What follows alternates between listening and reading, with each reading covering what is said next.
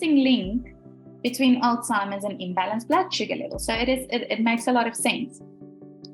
And yes, if you look at the research, it seems like when your blood sugar levels are in the low to normal range, you obviously have a low HbA1c. That's a measure of consistent blood sugar levels.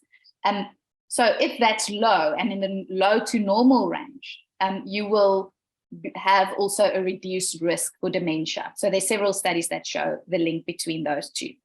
So in other words, the more balanced your blood sugar levels are, the lower your chances are of developing dementia. Okay.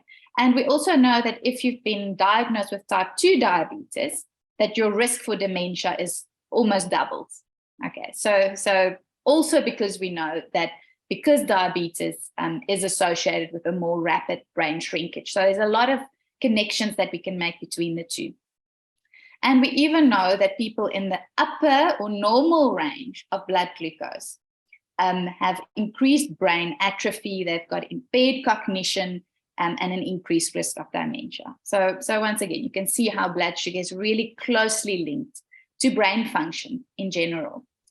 So when I read this, I immediately thought that this must be why I've heard many recommendations being made to follow a ketogenic diet for brain health. So for those of you maybe not familiar with ketogenic, it's basically when you eliminate all carbohydrates and you tap into your own fat stores or fat in your diet, and that gets converted to ketones. So the ketones is what's going to supply you of energy, right? And we know that a ketogenic diet has recently been recommended and has been used very successfully in epilepsy. So this is because ketones as a source of energy is especially nurturing and healing to the brain. And I actually asked, when I spoke to Patrick in December, I asked him about this, and he told me that yes, ketones are excellent for the brain, but you don't have to necessarily eliminate the carbs completely in order to get access to the lovely benefits of the ketones for the brain, right? So another easy way to do this is through including coconut oil into your diet. So some of you might have heard about this, because coconut oil is your medium chain triglyceride, and it actually supplies your brain with ketones, which is a lovely nurturing source of energy for the brain. So if you don't necessarily want to eliminate all the carbs, you don't necessarily want to fast, then this is another way of making sure that you are supplying your brain of ketones in some or other way. So there are many people, according to Patrick as well, who said that, when they're suffering from Alzheimer's, where they've seen improvement when they add only coconut oil to their diet, because it provides the brain of the ketones instead of the glucose, right, for the brain fuel. Okay, so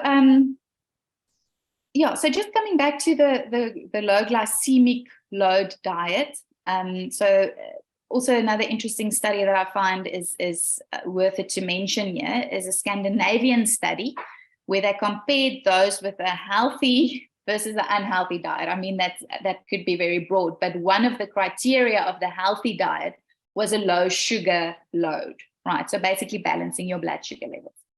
And this study was done in midlife, and it was related specifically to future risk of developing Alzheimer's disease and dementia 14 years later.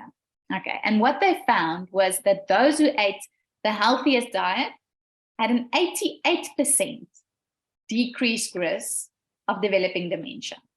That's quite big, right?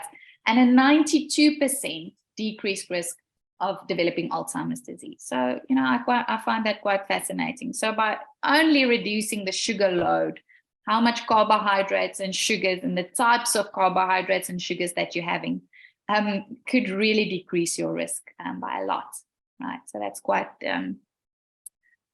fascinating, I'd say.